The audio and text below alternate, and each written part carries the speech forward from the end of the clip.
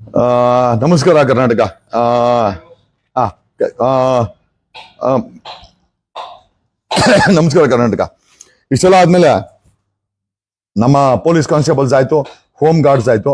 ಈಗ ಒಂದ್ 15 ದಿವಸ ನಾನು ಎಲ್ಲೋ ಹೋಗಿ ಬರ್ತಾ ಇದ್ದೀನಿ. ಆಮೇಲೆ ನಾನು 15 ದಿವಸ ಇಲ್ಲ ಅಂತಂದ್ರೆ ನೀವ್ ಯಾರೋ ಅನ್ಕೊಳಕ್ ಹೋಗ್ಬಿಡಿ ನಿಮ್ಮನ್ನ ಯಾರು ವಾಚ್ ಮಾಡಲ್ಲ ಅಂತ. 11.5 ಲಕ್ಷ ಜನ, ಈಗ ಮುಂಚೆ 10 ಲಕ್ಷ ಇತ್ತು, ಈಗ 1.5 ಲಕ್ಷ ಜಾಸ್ತಿ ಆಗಿದ್ದಾರೆ ಇನ್ಫಾರ್ಮರ್ಸ್. 11.5 ಲಕ್ಷ ಜನ ನನ್ನ ಪರವಾಗಿ ನಿಮ್ಗಳನ್ನೆಲ್ಲ ವಾಚ್ ಮಾಡ್ತಾ ಇರ್ತಾರೆ. ಫುಲ್ ಎಲ್ಲ ರೆಕಾರ್ಡ್ ಮಾಡ್ಕೊಂಡ್ರೆ ವೇಟ್ ಮಾಡ್ತಾ ಇರ್ತಾರೆ. ಬಂದ್ಮೇಲೆ ಹಾಕಿ ರುಬ್ಬಾಕ್ಬಿಡ್ತೀನಿ. ಹಂಗಾಗಿ ಜಾಸ್ತಿ ಬಲ ಬಿಚ್ಚಕ್ ಹೋಗ್ಬಿಡಿ. ಎಸ್ಪೆಷಲಿ ಡಿಸ್ಟ್ರಿಕ್ಟ್ ಹೆಡ್ಗಳು, ಎಸ್ ಪಿಗಳು ಮತ್ತೆ ಪೊಲೀಸ್ ಕಮಿಷನರ್ಗಳು, ನೀವ್ಯಾರು ಡಾನ್ಗಳೇನಲ್ಲ, ನಾವ್ಯಾರು ರೌಡಿಗಳೇನಲ್ಲ. ನಿಮ್ದೇನಿದ್ರು ಸಂಬಳ ಕೊಡ್ತಾರೆ.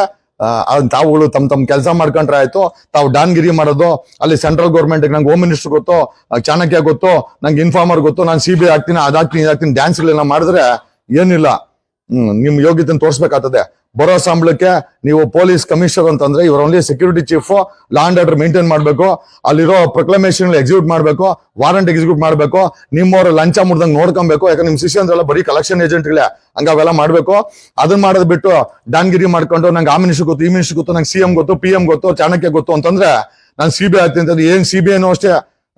ಸುಪ್ರೀಂ ಕೋರ್ಟ್ ಬಾಗಿಲಲ್ಲಿ ಬೆಳಗ್ಗೆ ಸಂಕಟ ನಿಂತಿರೋ ನಾವು ನೋಡಿದೀವಿ. ನೀವು CBI ಡೈರೆಕ್ಟರ್ ಆಗಿ, ಆಮೇಲೆ CBI ಡೈರೆಕ್ಟರ್ ಹೆಂಗಾಗೋದು, ಅಲ್ಲೂ ಕೂಡ ಮೋಸ ಮಾಡಿ ಸೀನಿಯರ್ನೆಲ್ಲ ಓಡಿಸಿ ಯಾರೋ ನಿಮ್ ಪರಿಚಯ ಕೂತ್ಕೊಂಡು CBI ಆಗ್ಬಿಡೋದು.